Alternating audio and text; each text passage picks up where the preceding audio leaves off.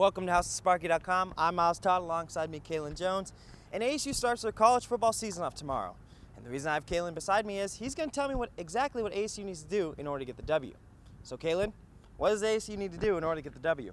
Give the ball to Demario Richard and Kalen Balaj. You're going to see those two running the football all day. I expect a surplus of over 25 combined carries, maybe 35 plus, who knows. But I think when you're looking at NAU, their defense, they don't really have the size, necessarily the athleticism, or not to be rude, but they don't necessarily have the talent that is capable of stopping a potent duo like that, which is arguably the top duo in the Pac-12, if not the entire country. So I think you're going to see a lot of Demario Richard and Kalen Balaj tomorrow. Expect Tim White to be making some plays, especially with Cameron Smith back out on the field, and N'Keal Harry. It's going to be fun to see him make his first appearance in ASU football jersey, but I think the running game is going to be the big difference for ASU tomorrow. So let's say NAU wants an upset. They want to send the Sun Devils home crying for their season opener. What does NAU need to do in order to break down ASU's defense? Well, that's let it rip, and that's with quarterback Case Cookis, who last year threw for over 4,000 yards. His top target is a big-body dude, 6'4", 220 pounds, Emmanuel Butler. That matchup between him and Kareem Orr in the boundary is going to be exciting to watch throughout the course of the game. They also have a few other playmakers as well, but I think that's the main matchup that you want to look out for. ASU, obviously, Todd Graham made a point during Pac-12 Media Days, and up till now, he wants to include a lot more zone schemes, or zone plays defensively, instead of the cover zero and cover one man-to-man type plays that he showed in the past.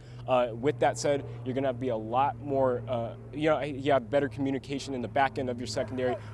We've seen Case Cookis be able to take advantage of defenses that aren't, strong at necessarily communication-wise, and against a great deep ball passer like that leaves susceptible to giving up big plays. And I know ASU does not want to give up big plays after, allowing opponents the throw for over, 350 yards last year per game. So I think communication in the secondary is going to be big, but NAU, if they want any shot at all in this game, that's let it rip and get going early. All right, and finally, as of this morning, Manny Wilkins has been named the starting quarterback for ASU. What can we expect to see from him tomorrow?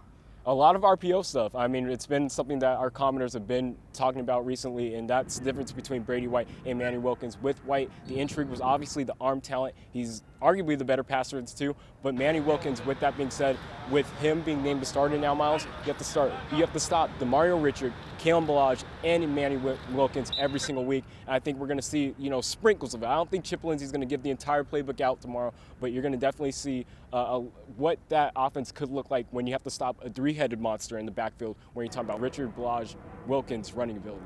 Right. So with ASU, it's that three-headed monster. For NAU, it's Case Cookis, and we can expect to see a lot of RPO from Manny Wilkins.